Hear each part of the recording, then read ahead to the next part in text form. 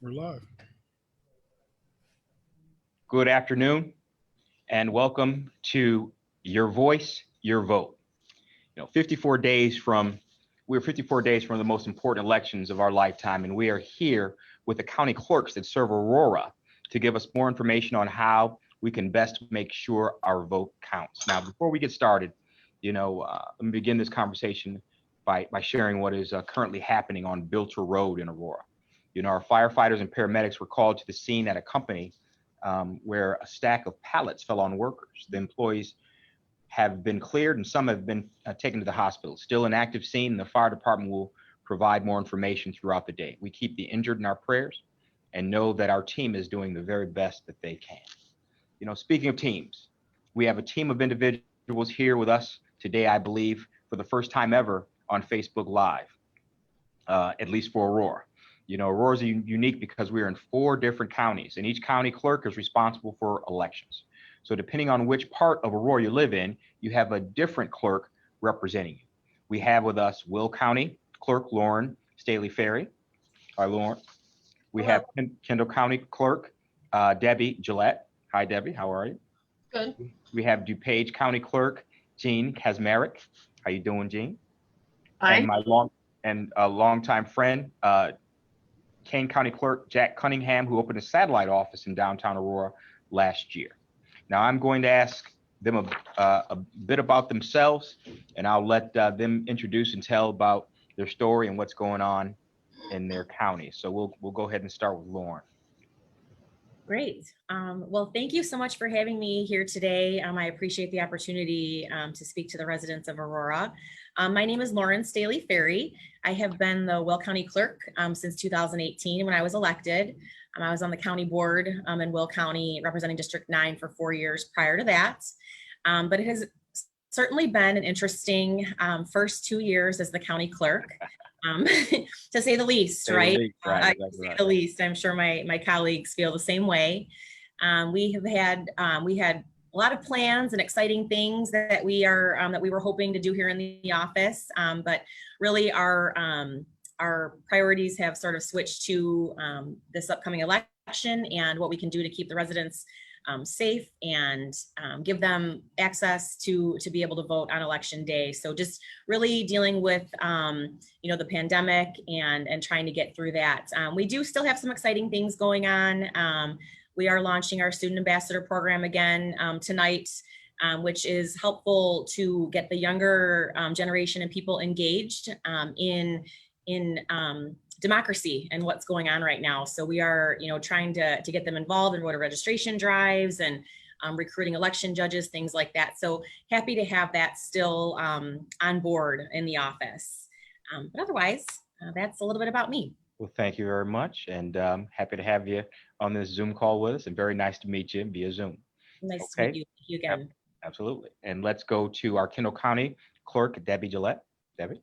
Hi, I am Debbie Gillette. I've been the Kendall County Clerk and Recorder for the past 12 years. I want to thank you for this opportunity. I believe the voters have a lot of questions and concerns about the upcoming election, and I believe that this will give us the opportunity to help them with the questions that they have and to reassure them that all votes will get counted, and we are working very hard to make sure that happens.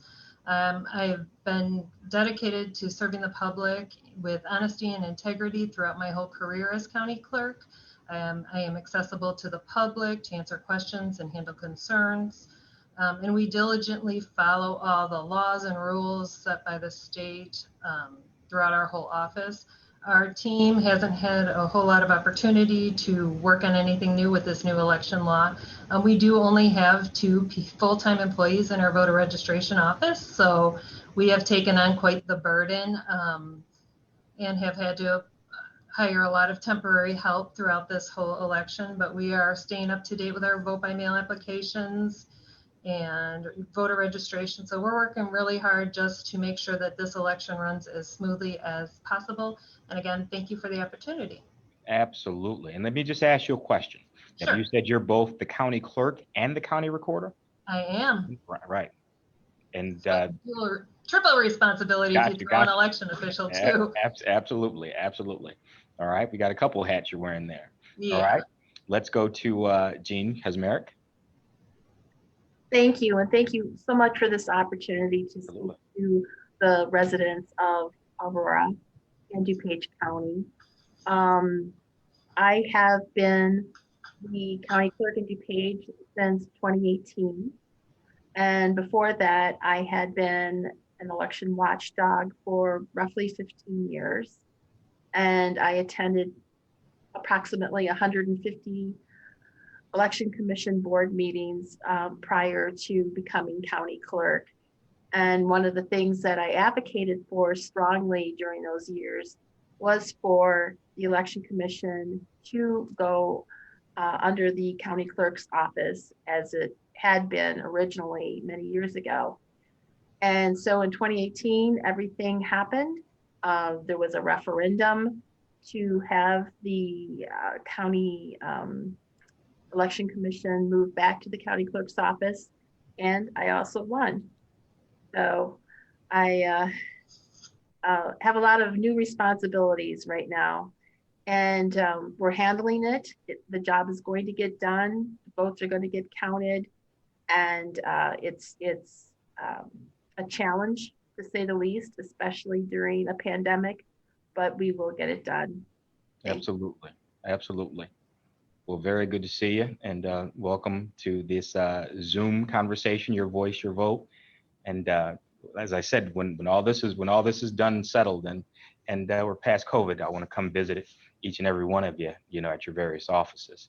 As I pointed out, Aurora being in 4 different counties, so we have 4 different county clerks that are tabulating our votes and providing services to our residents.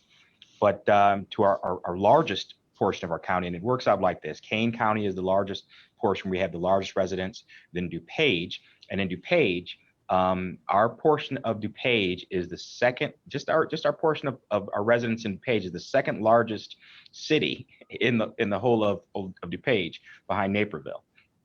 And then we have Will and then Kendall, and both Will and Kendall are growing by leaps and bounds every year. So let's bring Mr. Jack Cunningham on. Jack, tell a little bit about yourself, brother. And I see that boat. Is that hey, boat? Gotcha. Well, I'm Jack Cunningham. I'm Kane County Clerk, and I'm probably age-wise and as far as an office, the elderly person here. I just say we're ready. We've got the equipment. I've got a fantastic staff.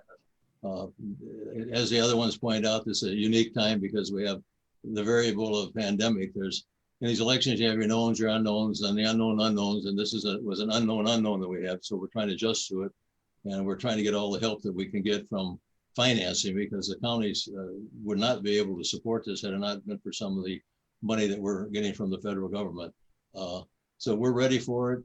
It's going to be exciting. Of course, every election is. Now, basically, I'm fortunate because I was the president of the National Association of County Clerks and Recorders.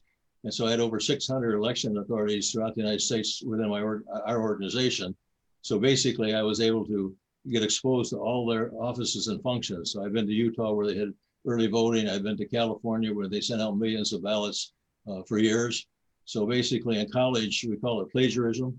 That's when you copy someone's. I call it taking their best practices. So I've taken the best practices from throughout the United States and equip my staff with the equipment necessary to accomplish it. And we're miles ahead as far as the state of the art, because Neil Kelly from Orange County was one of the fellows that I work very closely with, and we've copied their automation equipment.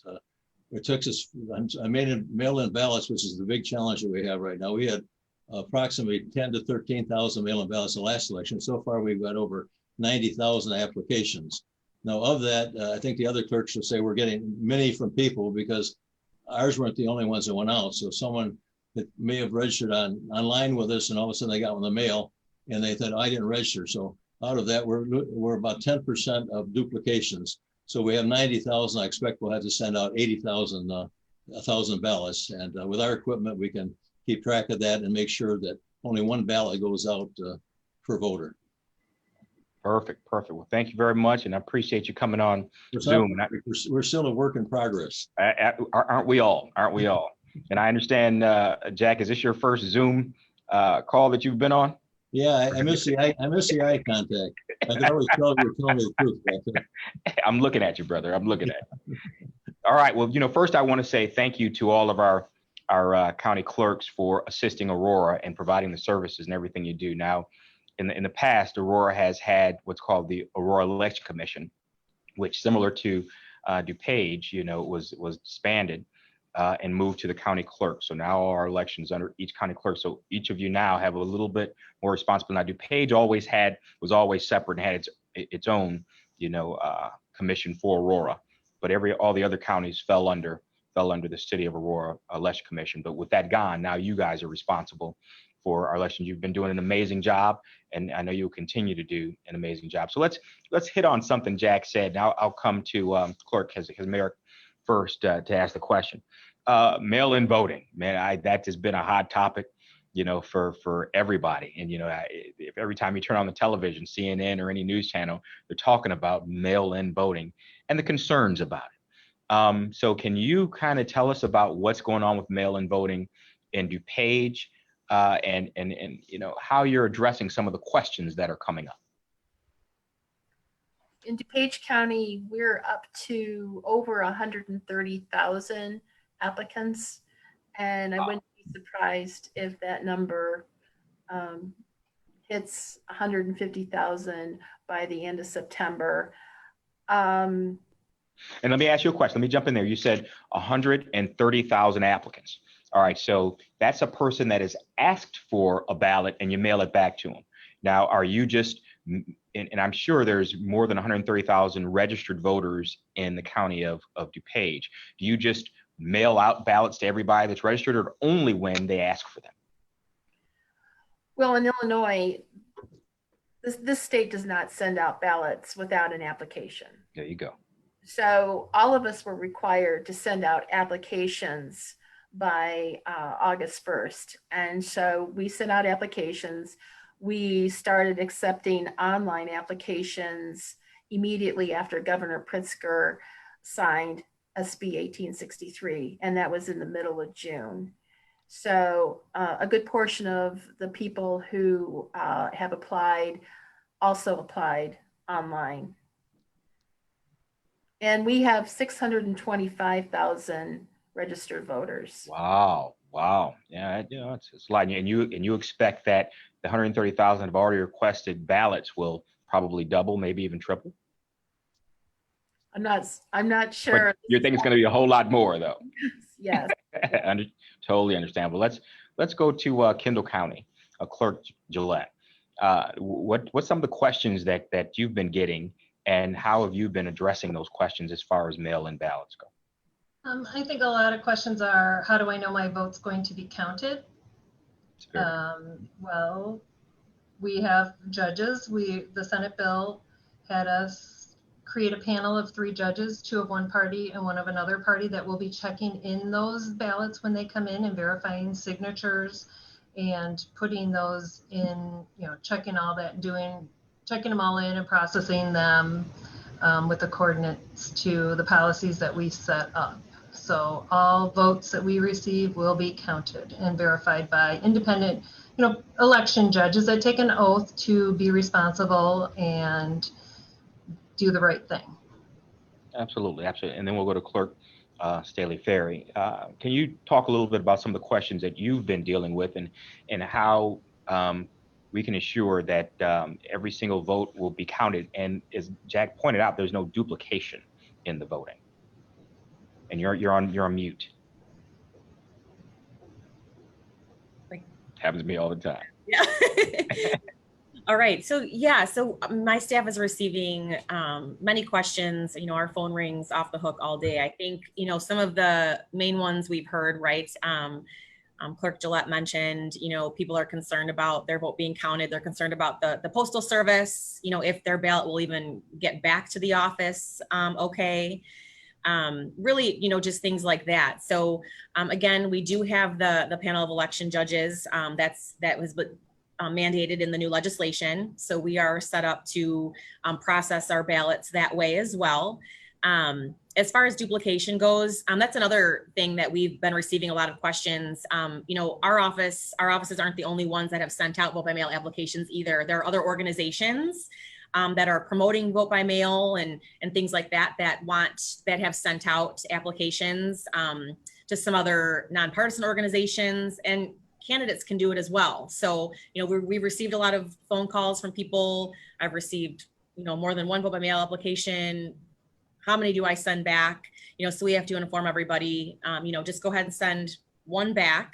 But our system does incorporate duplicates as well. So everybody will only get one ballot, when it comes back. And that's important. And let me just clarify that. And I'm sorry, I didn't mean to cut you off, but I think that's important for folks to know that not only does the county clerk's office send the application to vote by mail, other organizations and candidates may do it as well. So you may get 3-4 different applications for a vote by mail at your home, but you should send back one. But even if you do send back two, you only send back one ballot. Is that right?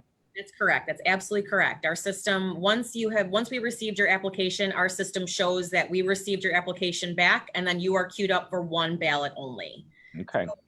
So any duplicates are removed as well. Okay. As far as the postal service, people are very, very concerned about that, which is, I think, where the drop boxes came in for Will County. I felt like, in the legislation, that was an optional thing for us to be able to do. But since we started receiving phone calls about people being worried about the postal service, we felt it was a good idea to implement the drop boxes throughout Will County. Wow, that's great. And let me that's a great point that, now in Kendall, Clerk Gillette, do you have drop boxes there as well? We have one drop box outside our county office building at 111 West Fox Street in Yorkville. Okay, and what about you, Clerk Kaczmarek? Jean? We will Okay. have two drop boxes in the classic sense of word. We will have one outside our administrative office at 421 County Farm Road in Wheaton, and then we'll have one inside the building as well. Of course, people can always drop off ballots at our election division office, and then once the election starts, voters can turn in their vote by mail ballots at any polling place in DuPage County. Okay. And Jack, what about you, brother? Any drop boxes? Yeah, we're going to have three drop boxes. There'll be one in Aurora at our satellite office. There'll be one in Geneva at our regular office, and there'll be another one in Elgin. I'm meeting with the mayor of Elgin tomorrow to determine where it would be. I was hopeful I'd have a satellite office up there by now, but we're not. So I'm meeting with them tomorrow, and we'll be probably where we're talking, put it within City Hall there. I have a problem with having them out on the street because I think we need to have some outlook. I also have cameras on. I've bought 3 solar cameras, so there'll be cameras on at all times because it's important that the security of that ballots are kept. So we're happy with that. Also, I figure, what do we have? 4,000 mailboxes in the county, and I think 4,000 mailboxes are drop boxes also. So I think we have plenty of them. As far as the post office is concerned, I have complete confidence in them. We sent out 211 applications by vote by mail and went through very quickly. I have people in the postal service that say, hey, this shouldn't be any worse than income tax time or basically a Christmas time. So absolutely, I think that's been politically overblown, and it should not have been. So I think I've got faith in the post office. It's secure, and I'm hoping that. The only thing I'm concerned about is that on election, we have to wait 15 days after the election, count all of them that come in there postmarked by election day.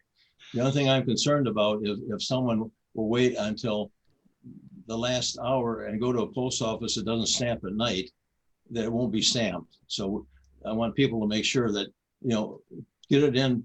Hopefully you got until 12 o'clock on election night, but it may not be someone in to stamp it. And then we would have no way to know what time it came in, whether it came in afterwards or not. So hopefully we can get people to drop it in the box in plenty of time so the postal service can process it properly.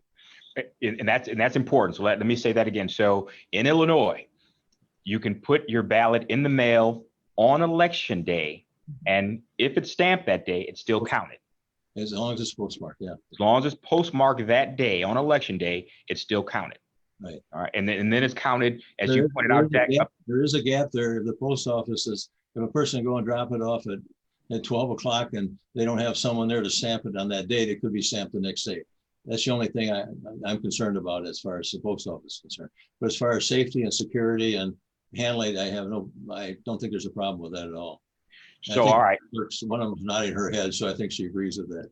I do. I agree. That's If I can say this, so I've been around, I'm really impressed with the other three clerks that are on there. I think they're doing a great job and they should be given, special credit because I've been going through this since the Australian ballot. You know what that is? No. Okay. What is that? That is the ballot we used to use all the time where the names are on the right-hand side and there are little square boxes on the side. And when you voted, you look at the name, go and put the X in it. Now, if you put a check in there, they didn't count it. Mhm. Voter intent didn't count in those days. So I went through that and then I worked with Carl Bass, who was the head of the election authority, Aurora Election Commission. And we actually brought the punch card. It was here. Aurora was the first town that had the punch card in 1959. And so I went through the Australian ballot, the punch card to now to vote by mail. So I've got a few scars that the other ones don't have from these challenges. You've been through it, Jack. And let me ask you a question. So let's walk through this for a second. So, all right, you just said that if somebody drops their ballot in the mail box on election day and it is postmarked, it may not be counted for 15 days. No, the state law requires that all we're giving you is the unofficial results. The final results are when the state stamps it as, and that's the amount. So we have the law as it stands now says we have to, any mail we get 15 days after the election that's postmarked on the day of election or before, we have to count. So we won't really have the actual amount in until 15 days after the election. Gotcha. Now, on close races, for example, they have random recounts where you're within 5 percentage points, you can ask for an exploratory recount. And they go through, they pick so many precincts. And if those precincts show a difference in the vote, they can then go to a total recount. The exploratory recount is free. But if they go to a total recount, then they have to pay the cost to the clerk. So. All right, so let me ask you, my clerk Gillette had pointed out that she has 3 individuals that are making sure that the mail-in ballots are treated properly and appropriately. That's by law. And basically, we have to, by law, we have to have 5 judges per precinct. Under the law with vote by mail, we will have 3 judges that will do the same thing that the judges do at the election place. When you go in, you sign your name. They go to our voter registration list and take your signature there and verify it. Only this time we're going to have in-house. So I think this is actually going to be more secure because, the judges are worried about people coming in and out. But so you're going to have 3 judges who do nothing but concentrate on those signatures. Now, the law has been changed to the point that it has to be all 3 of the judges that throw a ballot out have to agree that it should be thrown out. So it's not majority. So unless they all agree, that ballot is counted. So Gotcha. All right. Well, let me ask about another. And what's that? Manually, over experience here, it takes 15 minutes to process by hand a mail-in ballot. Okay, now that's 4 an hour. So if you have 40 hours, that's 40,000. That's 10,000 man hours. So it's quite a challenge that we have now. This in our county, I've been lucky enough to buy equipment that can do up to 600 a minute. But my other judges, my other cohorts, I think, are going to have a little tougher job than we are, and I'm positive or confident they're going to get it done. But it's going to be labor intense, and we're going to have the 3 judges there from the day we start getting the ballots back. We send the ballots out on the 24th. They can start coming back the next day. So we have to have judges there from the 24th and pay them from the 24th till November election day. Well, let me ask the other clerks, because you made a good point as far as tabulating or counting the mail-in ballots, and we'll start with Clerk Kaczmarek. Walk us through the process of exactly how they'll be counted and how you'll show that there's a victor in any race. State statutes prohibit us from counting the votes until after 7 o'clock in election day. But I mean, hold on, just 1 second, Jack. Hold on. Clerk Kaczmarek, walk us through how in DuPage County you actually collect these mail-in ballots, process them, and they get counted as votes. Right. Well, they'll come into our office, and there'll be a very strict chain of custody. And then once they start coming in, teams of election judges will be verifying the signatures. We do have a mail sorter, so that's going to be very helpful. And signatures that are found on the back of the ballot will be verified. Election judges will be spread out, and they'll be looking at laptops of the signatures. And once the ballot is verified, then that will be set aside to be tabulated. And we can start feeding in the ballots several weeks prior to the election into the optical scans. However, no, Jack is right, no votes will be counted until after 7 o'clock on election night. Gotcha. And in Kendall County, Clerk Gillette, is your process similar as far as, making sure that ballot gets counted? Absolutely, a similar process. 3 judges will review the signatures, verify that it's accurate and matches, and then that they can be processed as well into the machine, but not tabulated until after 7 p.m. on election night. All right. And you too, Clerk Staley Ferry, how is your process? Yep, same process. We'll receive those ballots back. We'll have the teams of election judges reviewing the signatures, also on a laptop. We do have a manual process for assembling right now. We looked at some of the equipment. We spoke to our colleagues and looked at some of the equipment for processing and things like that. So we're hoping to have a quicker process when the ballots come back to us.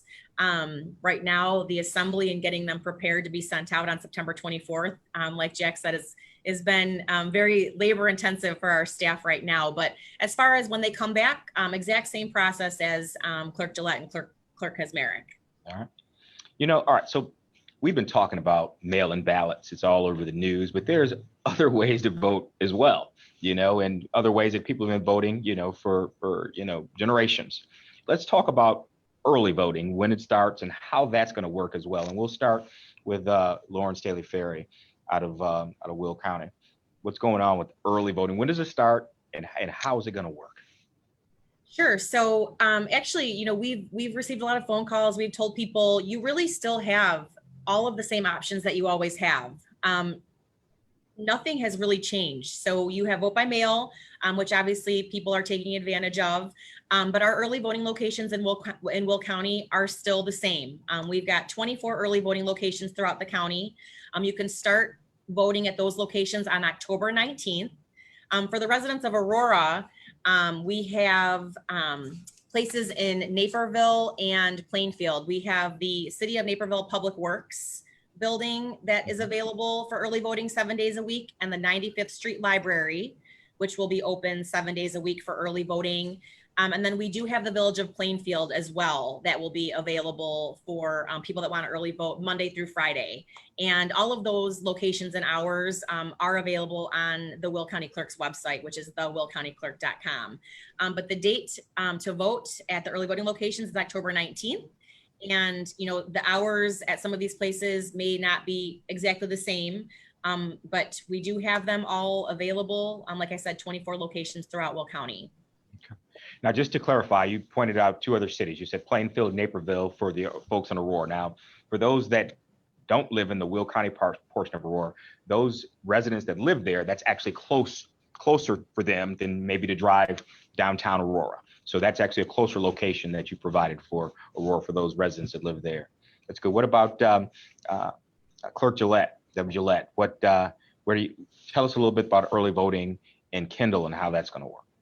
Well, our remote locations, we will have 3 of them, which is 1 more than we had last year. We have added the Oswego Library at 1111 West Reading in Montgomery. So we will be voting early there this year. We also have the Oswego Village Hall and the Plano City Hall, those will begin on October 12th. And then in Plano, it will begin on October 19th. And of course, we have early voting in our office beginning on September 24th. Okay. And Clerk Jean Kaczmarek, with early voting and locations. Have, we'll have 18 early voting sites. That's up 50% from normal. Those are listed on our website and people are welcome to check those out. But I do want to bring up something that Debbie just brought up, and that is in-person absentee voting. It's been called in the past. That starts on September 24th, and we're moving that from our 421 building to the DuPage Fairgrounds. And that's where people come in and they will be issued a paper ballot. And it's just like voting at home, only in person at the fairgrounds. So for those who would like to have a paper ballot in DuPage County for early voting, that's a very good option. And Let it's, me just clarify something. You said something. You said there's in-person early absentee voting. yes, that's and what it's called. Early voting. So what's the difference between early voting and in-person absentee? Well, in DuPage County, in-person absentee is done on a paper ballot, whereas early voting, which starts on October 19th, is all on touchscreen in DuPage County. Gotcha. And I just want to say that in-person absentee, which starts on the 24th at the DuPage Fairgrounds, is a very good option. It's how I voted in the last election because I knew I couldn't take time out to leave my office here to go back to my polling place to vote. So I chose that. And I voted, I don't know, maybe 10 days before election day. I was the only person in line. And so for anyone who would like to avoid the lines, come early to in-person absentee at the fairgrounds. Absolutely. All right, we'll finish this particular question up with Jack Cunningham. So can you tell us a little bit how that early voting process is going to work? How many different locations? I know you said you're going to have three. You're going to have boxes. You're going to have 3 boxes, one in Elgin, one in Geneva, one in Aurora. So what about early voting? For early voting, we'll have 24 sites, and we have permanent voting sites. I think we have about 8 or 9 of those, and then we have other ones intermittent where there's different dates. Instead of giving you all of that, I would suggest people go to kanecountyvotes.org, and then you can get a schedule and see what you're doing. Also, we have grace period voting, which hasn't been mentioned, and that was because we had a deadline for registering in the past. You had to vote by a certain date, and if you didn't get to vote. You have to register by a certain date. Grace period voting was put in to give the people 30 days before the election the right to come in and register and vote. So we have grace period voting that starts October 7th. Now that will be both in the Aurora office and in the Kane County office. Gotcha. So we keep our word to the city of Aurora, trying to tempt you to. And we appreciate that, brother. We really do. Let me ask a question that's going to be on everybody's mind, because we're going to go to the next question, which is election day voting, which still, what would you say, 50% of the people do? More than 50% of the people do? Just wait till the election day to do it? We don't know, because this has caused an added problem for us, because we not only have to go into this new system of vote by mail, but we also have to run a very complicated regular election. So the interesting thing to do is merge the by vote mails in with our regular precinct resulting. So the vote by mail votes will be in our office will be probably up. All the votes that came in by mail will probably be up at by 7:30, and but we still have to wait for all of the data to come back from the regular voting places in order to have an idea what the vote is for that day. So that'll hold us back a little bit. But early voting would, if we didn't have the other, give us much quicker results. I'm going to go on the limb for my staff and say that Aurora will be done and have those votes that we have in both by the polling place and early voting will be up and tabulated by 11 o'clock at night. And for those folks that still want to come. I'm not exactly fair, because I've already spent $1 million getting equipment to do it that the other. So don't compare us. And let me ask you this. So what are we doing as far as, because there's those folks that still want to come vote in person. There's just a feeling you get when you come vote in person, even if you have to stand in line. to cast that vote, whether you do it early or whether you do it on election day. What are the clerk's offices doing to keep people safe during this pandemic? Jack, we'll go ahead and start I'm with sure you. the other clerks are doing anything. We're getting some of this money from the federal government. And actually, our polling places are going to look like a surgical room because I've secured the regular masks, the 95 masks, the shields, the gowns, and gloves. And I've got every polling place I put in a sanitizer. So we encourage people when they come in to basically sanitize their hands, and they'll be in every polling place. And so we ask them to sanitize it. Our judges have added responsibility because now they have to go and clean, make sure that if a person like you came in with a virus, that yeah, you're familiar with that, I understand. So basically, what you're going to worry about. I'm really happy with our voting equipment because we got 2 shields between each voter. But if you got with a virus, he gets in there and votes and coughs, I'm worried about the next people coming in. So we have basically the judges have sanitation equipment. I bought spray guns and everything for them to use. We will have a sanitation crew that will go out and checking to make sure the judges are doing it.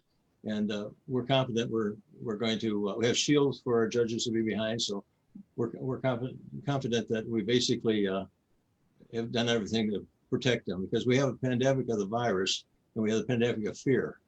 And what I've got to do, unlike Jean, she's got what 1,000 some registered voters, and we've got 300,000. So we've got a greater percentage of applications of voters who applications by mail. But it's just it's a real challenge. It is, and I don't know. And let me, Clerk Gillette, how and what are you doing to just make sure the people that want to come up, that want to show up and vote in person, you know, which is important. You know, it's the American thing to do. You show up on one day, you vote. You know, and before the pandemic, you know, that's where most people did. What are you guys doing to protect individuals that come out? Are you requiring people to wear masks when they walk in to vote? Well, under the law, we cannot. Hold on 1 second, Jack. Go ahead, Debbie. Well, we don't have $1 million to spend, but Okay. we are providing our judges with masks and hand sanitizers and gloves and the tabletop barriers to protect them and to protect the voter themselves. Like Jack was beginning to say, we can't require someone to wear a mask, but we are offering curbside voting for those that don't want to wear a mask. We still obviously want them to be able to vote. We want everybody to be able to vote, but we also want everybody to be safe. When you say curbside voting, do you take a machine out to where they can vote on like outside? No, in Kendall, we use paper ballots exclusively. Oh, exclusively. Okay, gotcha. Exclusively, yeah. So 2 judges, one of each party, will have to go out to the car and provide the person with the ballot and wait for it. So it's going to take a little bit extra time at the polling place, but obviously we'll have the social distancing and all of the notices and things published that put on the walls on what to do and how to remain safe and how to be 6 feet apart and all that. So we will be doing it the best we can to protect everybody and Absolutely. to make sure everybody comes out to vote. And what are we doing in Will County, Clerk Staley Ferry? Well, I think we're all on the same page as far as, you know, wanting to make sure that people feel comfortable coming to the polling place if they so choose. We have developed a protocol for our election judges to follow on election day. So we are sending our election judges with a COVID supply kit, which will include hand sanitizer, disinfectant wipes, masks. We are going to have hand sanitizing stations at every single polling place and early voting location. So going to be encouraging people, you know, when they walk in, sanitize your hands. We are going to do a bring your own pen campaign if we can. We've been using our social media quite a bit just because we are going to be requiring our election judges to, you know, wipe everything down, you know, all day long, the voting booths, pens, the counters, the space that they're in. We do have field techs that come out during the day, so they will be coming out to the polling places to assist the election judges and ensure that people are social distancing. If it's a nice day, cross our fingers, you know, people can wait outside if there are long lines. You know, if not, we are going to have tape on the floor to make sure that people are spaced 6 feet apart. It is going to be a lot on our election judges, but we are sending them out there with, you know, everything that we possibly can. to make sure that they themselves feel safe and the voters that come in that day feel safe as well. And for those individuals, and I'll ask you this question, Lauren, and for those individuals that medically can't wear a mask or just choose not to wear a mask, what provisions are you making for them?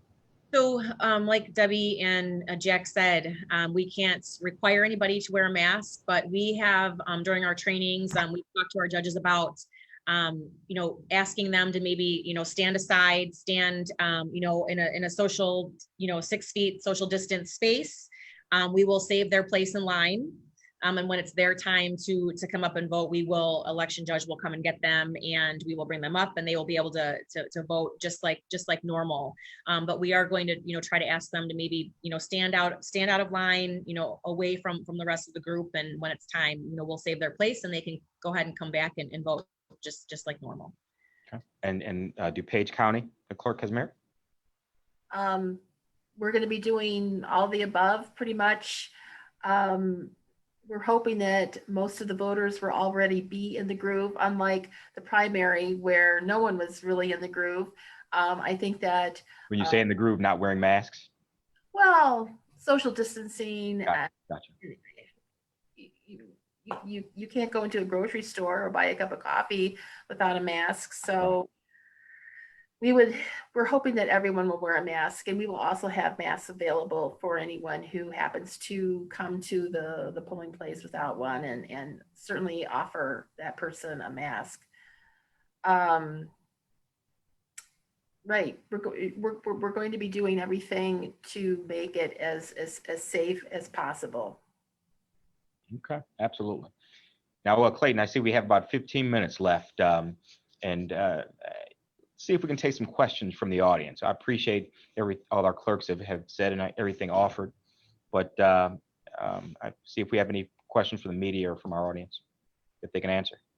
Yes, sir, definitely. And they've answered most of them as they're coming through this last 45 minutes or so. One of the questions about election judges, with the increase in applications for mail-in voting, is there still a need for election judges? If so, what's the process, schedule, and payment for your counties? We'll start with Will County. So we are just constantly recruiting election judges. In the primary, we saw hundreds of cancellations the morning of. Like Jean said, I think that's a great point. I think we are hoping that people are a little bit more comfortable now wearing a mask. We have to do it when we go to stores and things. So crossing our fingers that people are just kind of into that routine. But we are still recruiting election judges because we don't know what November 3rd is going to look like. Could be better, could be worse. So we encourage people to go on our website. It's thewillcountyclerk.com and apply to be an election judge. They have to come in and take a 3-hour class, which is the training, for the day. And the pay right now is $150 for the day. But we did request through the CARES funding through our county board an increase for our election judges of an extra $100. So we're hoping to be able to pay our election judges this election $250 for the day this year. Good. And let's go to back to DuPage County. Right. We do have many election judges in our database, but as Lauren was saying, we don't know for sure how many are actually going to be working on election day. And so we were always recruiting. And right now, I think we have something like 3,700 Democratic judges and something like 1,700 Republican judges signed up. We'd like to see some more Republican judges. We can accept applications from anyone who is 16 or older, hint. And they can go to our website to sign up to be either an election judge or an election day worker. And so just right on the homepage, there's a button you can click and that can take you right into that. We are paying our election judges a base salary of $130 on election day, and then we're providing a COVID supplement through the CARES Act of an additional $130. So election judges will be paid $260 for election day in DuPage. Oh, that's great. And Kendall? We are always recruiting for new judges. Last time, day before, 100 judges told us they couldn't show up at the primary. So we are hoping to have a lot of options for November. So you can go on our website, kendallcounty.org, and there's an application there to fill out and turn in. And Kendall pays $150 for the day. And Kane? Well, we were always looking for judges. A few years ago, we had a problem, and we had a meeting of the local election authorities, and we decided what we should do is raise the fees. So we raised our fees to $200 several elections ago, and we can't let DuPage County get ahead of us. So I probably have to use the covert fund and push my own. DuPage and Will, it sounds like, actually. So I'm anticipating we will pay our judges $260, which is fair. There's put an extra. It's an extremely long day, and sit there and when no one. It's exciting when people are coming through, but it's very tedious if you're just sitting there for hours and no one comes in. We also are going to have like Jean said and Lauren and Debbie. We don't know we know that we'll have people calling in their dog is sick or something like that. We don't know how many are going to be calling in because of fear. So we have immediate contact with our judges through Jim Moorfield through the email. So that morning we will know who's there and who's not there, and we will be able then, I plan to have like the Union Hall, have maybe 20 or 30 people here that we can send out where there might be vacancies. See, right now the state requires us to have five judges per precinct. I think that's a waste because I think 3 judges would work. That means that where we now are putting 4 precincts, there are 20 judges. And I've got legislation in Springfield now that I'm pushing to get it down to 3. So hopefully we can get that through because it'd be a big savings we'd be talking millions of dollars throughout the states and hundreds of thousands of dollars for our local counties to save. So we're working on that also. But election judges, welcome. We need more of you.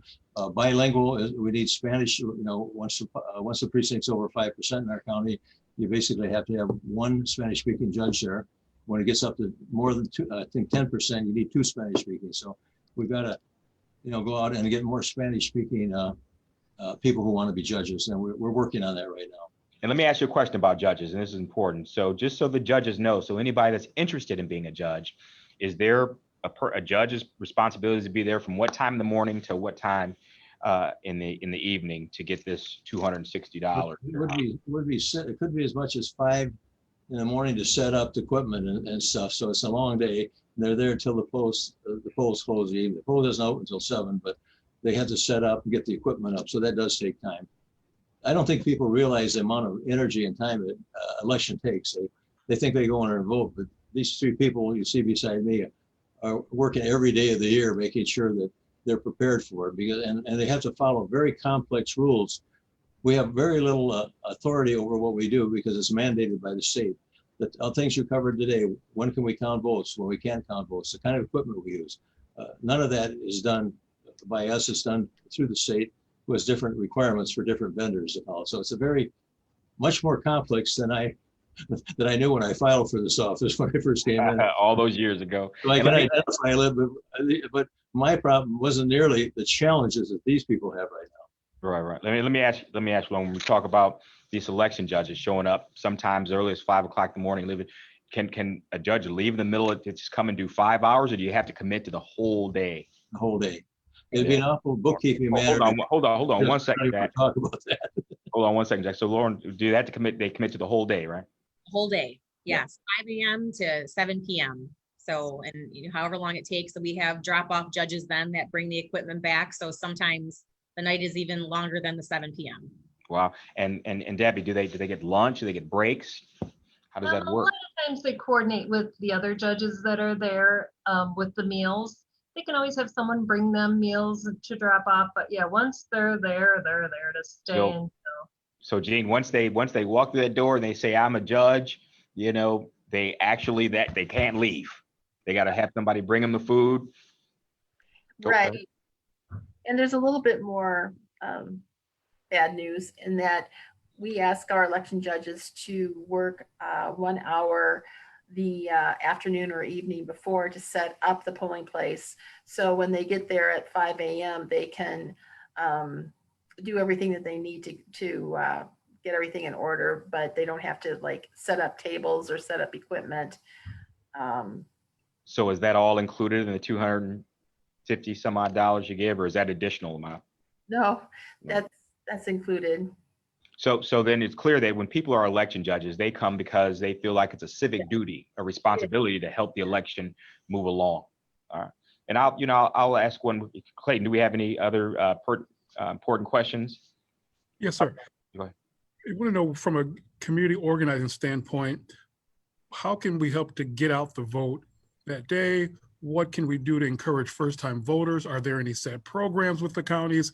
How can the average citizen really help to show that importance of getting out to vote, particularly for the first-time voters who are going to be 18 by November 3rd? And we'll start with Debbie Gillette out of Kendall. Yeah. Just encourage the people, your neighbors, your friends, your family, just talk to them. Encourage them to go out and vote. If you know a youngster, because we use the paper ballots, it's very easy for us to show them instructions. We will have a sample ballot on our website so that you can go in and you can see the races. So a parent can sit them down if they need to and say, okay, this is what you do. You color in the ovals, you'll take it to the back and you put it through the machine, to make it very easy for the younger students.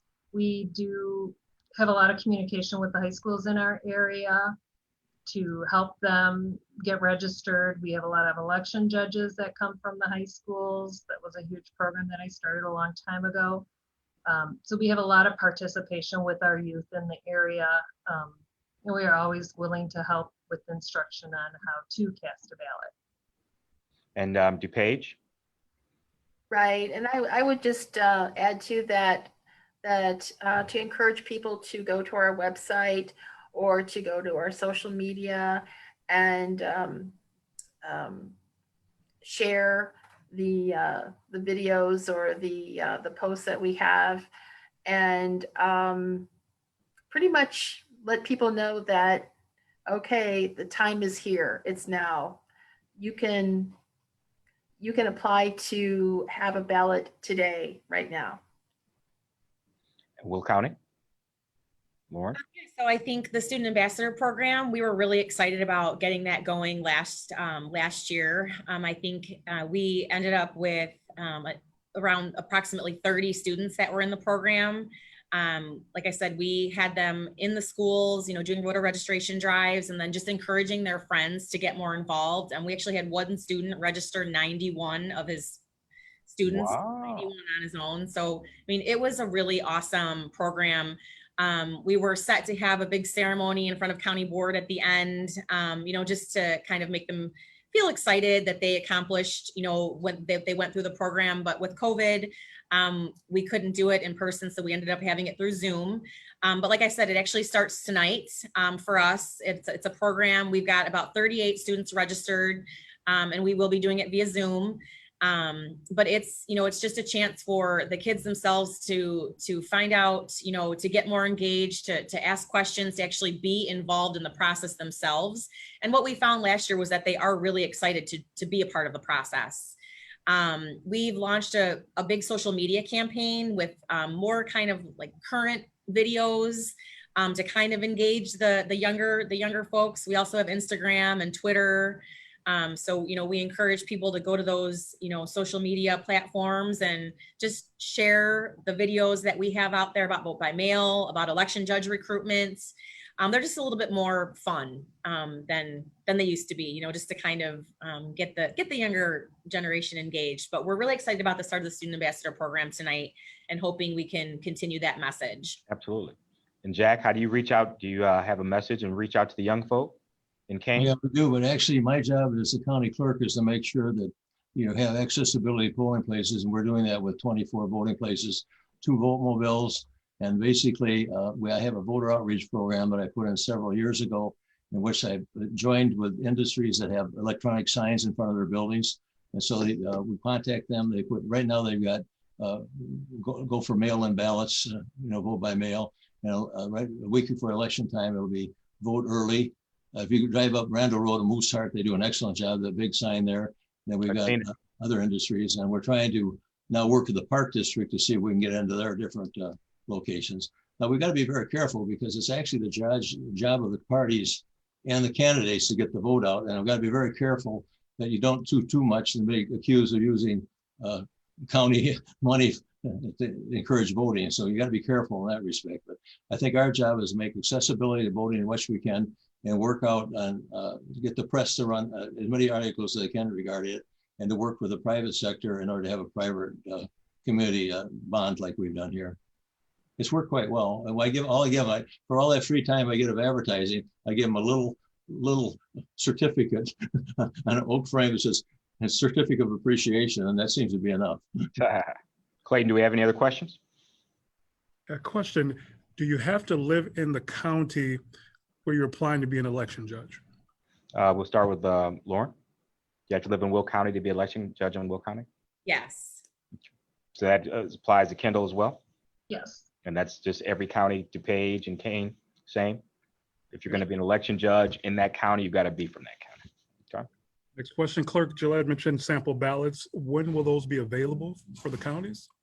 As soon as possible. We just approved our ballots last week, so we have to process them to get them so that no one can like make a copy of it and try and stick it in the machine. We take off certain marks so that is not, put sample or specimen in process. So it takes a little while to process it. So hopefully by early voting on the 24th. Beautiful. Go ahead, Clayton. Okay, and then last final one, a resident said they're getting information or requested not to be an election judge, but a poll watcher. Can you explain the difference between election workers and poll watchers? And we'll start with Jean with that question. Well, I had been an election watchdog for many years, so I can tell you the answer to that pretty easily. A poll watcher is someone who either represents a campaign or a candidate or an outside organization that obtains credentials through our election office and then is able to go into, say, a polling place and sign up with the election judges to observe the process there. And typically there's only one or two poll watchers per polling place, and they can come and go, sign in and sign out. Whereas an election worker or an election judge is someone that is hired by our election division office to facilitate the election. So let's be clear. So a poll watcher is not associated with the counties. Now they have to get credentials from the counties to do that, but not associated, versus an election judge, which is paid and associated directly with the county. Right. We are coming to, it's 12:59, and thank you very much for answering that question. As a watchdog over the number of years, you are the best person to answer that question. You answered it very well. So, I'll finish this up with one final question, and I'll let everybody answer this question. And we'll start with Lauren, Clerk Staley Ferry, and they say, why is voting even important? Oh, I think that voting is so important, right? It's the way that you make your voice heard. That's the main thing. That is the way that you can make your voice heard. When we were able to go in and talk to people, we would talk to schools all the time, and the younger kids would, always say, "Oh, my vote doesn't count," and we would just, we'd talk to them about their municipal elections, their school boards, their, the people that directly impact them. It's as those smaller elections are even so important. It's really just the way that you're able to make your voice heard. So we try to, like Jack said, access is so important. I think for all of us, we want everybody to feel safe, to be able to have access to the ballot box on election day, to be able to make their voice heard. Debbie? I would agree with a lot of that. It's our chance to choose who we want to represent us. And those that are going to make decisions that impact our taxes, our services, our schools, our insurance.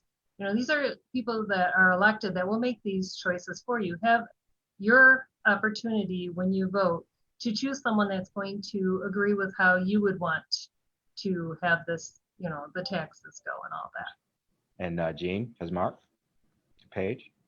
I always like to say that election day is the great equalizer, that your vote counts just as much as the person next to you and in the booth next to you. No matter how much money or influence that person has, you are the same. And Jack, why is it important to vote, brother? Well, it's one of the basic foundations of our American system. It allows change without revolution. It's very important that people use the ballot box to bring about change. And that's all I can say. It's important. Vote only once. Only vote once. You know, every one of us, all of us, we're all voted for. People voted for us to be doing our job and being in office. Without people going out and casting that ballot, none of us would be here to be able to provide the services and help our community. You know, your voice, your vote, your vote, as you pointed out, Lauren, is your voice. So, you know, thank you guys for everything you do. Thank you for joining me today, you know, on this session of Facebook Live, just letting people know how to vote, whether it's mail-in ballots, whether it's early voting, or just showing up on election day, all the different options you have, the safety that all the counties will provide to ensure that people can express their voice safely. Yeah, I see your mask saying go out and vote, but I really appreciate it. I look forward, you know, to I'm sure you guys are looking forward to the day after. Now, according to Jack, maybe a couple of days after the election, so you can exhale a little bit.